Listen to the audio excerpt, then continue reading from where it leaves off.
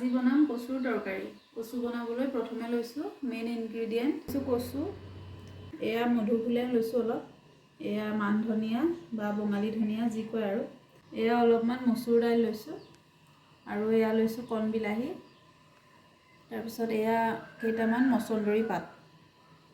তাৰপিছত এফালে এটা ডাঙৰ সাইজৰ পিঁয়াজ কাটি লৈছোঁ আৰু কেইটামান কেঁচা জলকীয়া আৰু অকণমান আদা নহৰু খুন্দি লৈছোঁ। প্ৰথমে এইখিনি মই বইল কৰি ল'ম। বইল কৰি ল'বলৈ এইখিনি অলপ সৰু সৰুকৈ কাটি লৈছোঁ।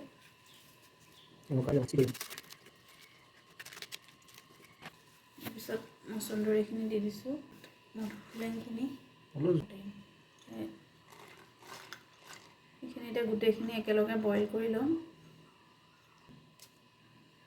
এয়া কচুখিনি বইল কৰা হৈ গ'ল। আহক এতিয়া তেল মাৰোঁ।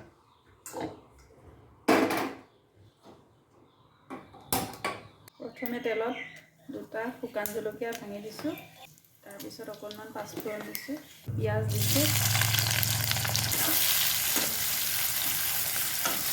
কেইটামান কেঁচা জলকীয়াও দি দিছোঁ। কচু শাকত জ্বলা হ'লে বেছি ভাল লাগে, টেঙা জ্বলা গোটেইকেইটা সমানে হ'ব লাগে আৰু তেতিয়া বেছি ভাল লাগে। সেইকাৰণে জলকীয়া কেঁচা জলকীয়াও 4-5টা দি দিছোঁ। এতিয়া আদা নহৰুখিনি দি দিছোঁ, সেইখিনিও ভাজি ল'ম অকণমান। এতিয়া এই কণ বিলাহীকেইটা ভাজি ল'ম। সেইখিনি মই গুটিকেইটা উলিয়াই দিছোঁ, গুটিখিনি দিয়া নাই আৰু। এতিয়া হালধি দিছোঁ, সেইখিনি সোনকালে গলি যাবৰ কাৰণে অকণমান নিমখো দি দিছোঁ। আগতে দিয়া আছিলে সিজাওঁতে, সেইবাবে অকণমান দিছোঁ। এতিয়া অকণমান জিৰা গুড়ি দিছোঁ, অকণমান জলকীয়া গুড়ি। আচলতে মছলা একেবাৰে কম ব্যৱহাৰ কৰিছোঁ, বেছি মছলা ব্যৱহাৰ নকৰোঁ আমি। এয়া কচুখিনি দি দিছোঁ। আকৌ কচু নহয় বাৰু, গোটেইখিনি আৰু সিজোৱাখিনি।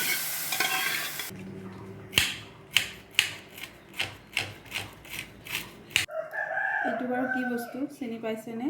এইটো হৈছে জাব্ৰাং বুলি কয় আৰু ইংৰাজীত কয় চেজৱান পেপাৰ। এয়া অলপ দি দিম, এইটো জালুকৰ নিচিনাই হয় অলপ।